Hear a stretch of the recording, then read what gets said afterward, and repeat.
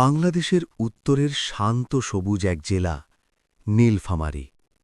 প্রকৃতি, ইতিহাস এবং সংস্কৃতির এক অনন্য মেলবন্ধন এই জেলা। নীলফামারী ডিস্ট্রিক্ট বাংলাদেশের উত্তরাঞ্চলের একটি গুরুত্বপূর্ণ জেলা।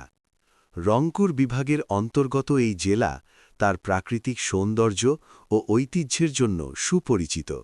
এই জেলার অন্যতম গুরুত্বপূর্ণ স্থাপনা হল সৈয়দপুর এয়ারপোর্ট, বাংলাদেশের অন্যতম ব্যস্ত অভ্যন্তরীণ বিমানবন্দর এটি। নীলফামারীর অন্যতম প্রাকৃতিক সৌন্দর্য হল নীল সাগর।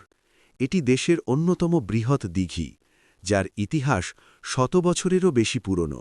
উত্তরাঞ্চলের কৃষির জন্য অত্যন্ত গুরুত্বপূর্ণ একটি প্রকল্প।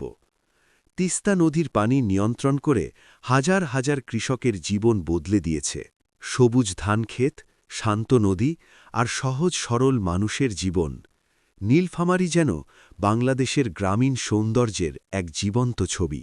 ইতিহাস, প্রকৃতি আর মানুষের ভালোবাসায় গড়া এই জেলা নীলফামারী বাংলাদেশের উত্তরাঞ্চলের এক অমূল্য রত্ন।